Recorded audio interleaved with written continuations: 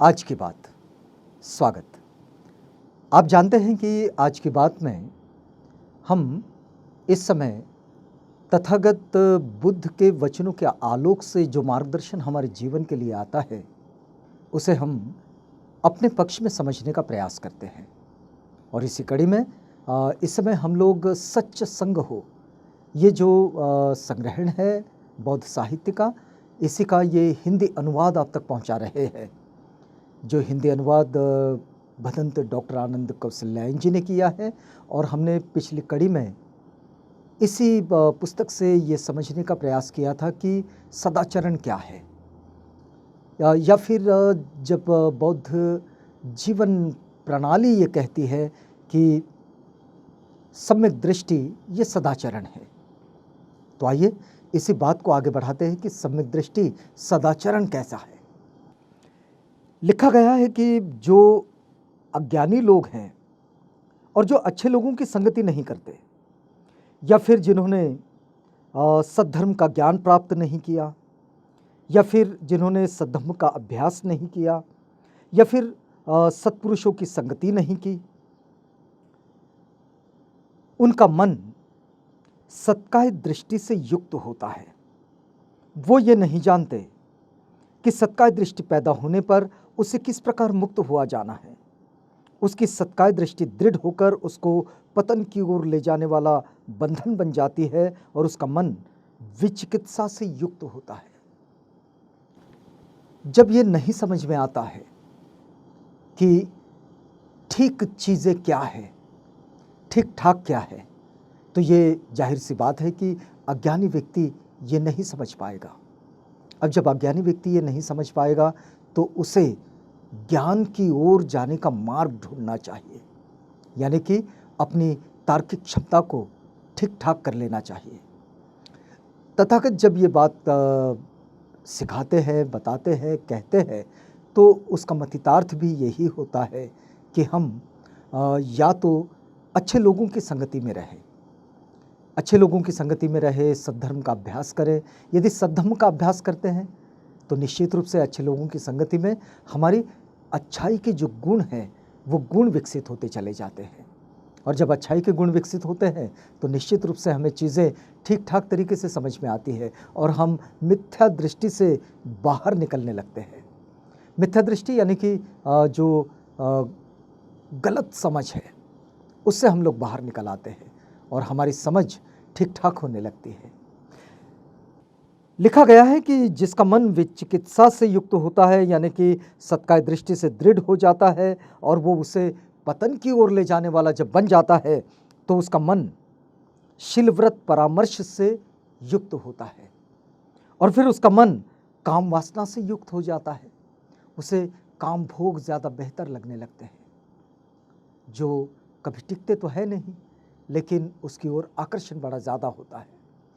भोगवादी प्रवृत्ति की ओर बढ़ जाना ये मनुष्य का वैसे भी बड़ा सामान्य सा स्वभाव है, और वो इसी स्वभाव के साथ आगे बढ़ते रहते हैं। तथागत कहते हैं कि ये शीलव्रत परामर्श में जब वो युक्त हो जाते हैं जिनका मन, तो वे लोग इस तरह से काम वासना से युक्त हो जाते हैं। उनका मन क्रोध से भर जाता है। जो भोग विलास में लग गए वो क्रोध से भर जाते हैं, और जो क्रोध में दृढ़ हो जाते हैं तो वे पतन की ओर ले जाने वाला बंधन है। और इसलिए तथागत जब ये बात सिखाते हैं कि किसी को भी सदाचरण की ओर कैसे बढ़ना है, तो वे कहते हैं कि क्रोध, द्वेष, राग, इन चीज़ों से बाहर निकलना होगा। फिर देखिएगा आगे वे क्या लिखते हैं कि वह यह नहीं जानता कि उसे किन बातों को मन में स्थान नहीं देना चाहिए और किन बातों को मन में स्थान देना चाहिए।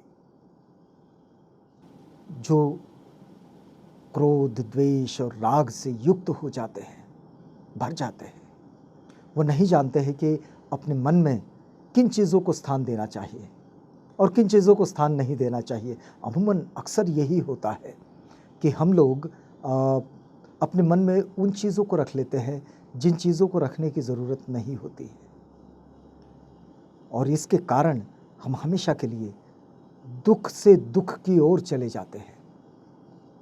तो तथागत कहते हैं कि हमें ये निश्चित रूप से तय करना होगा कि हमने अपने मन में किन चीज़ों को स्थान देना चाहिए और किन चीज़ों को स्थान नहीं देना चाहिए।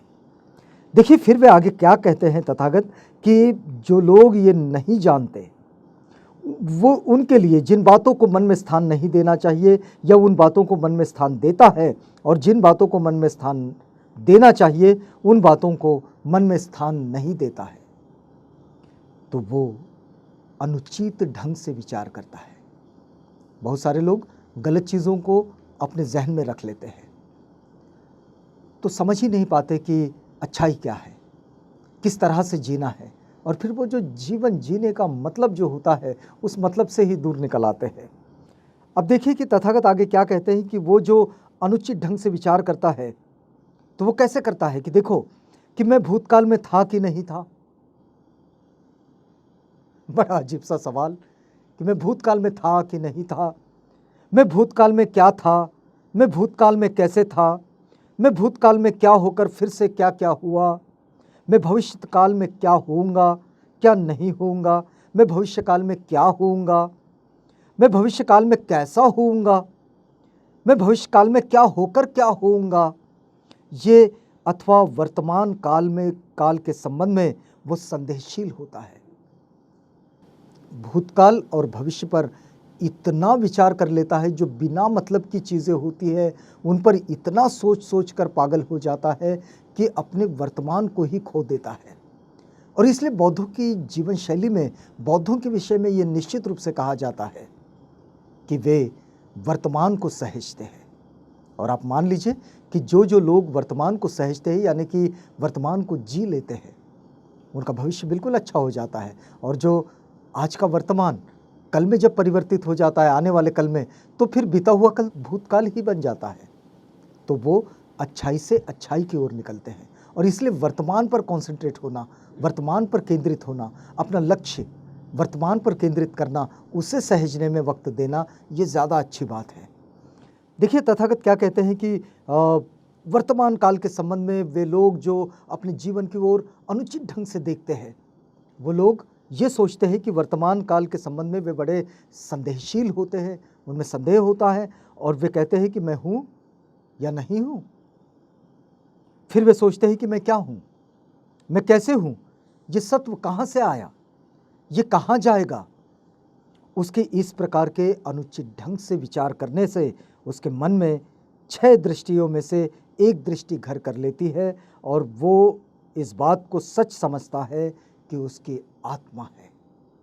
अब इस बात को जो आत्मा से रिलेटेड आती है, इस बात को अगली कड़ी में आपको बताएंगे, लेकिन यहाँ हमें रुकना होगा।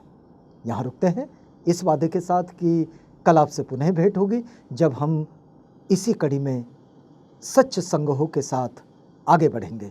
तो आज की बात को यहाँ रोकने की इजाज़त दीजिएगा।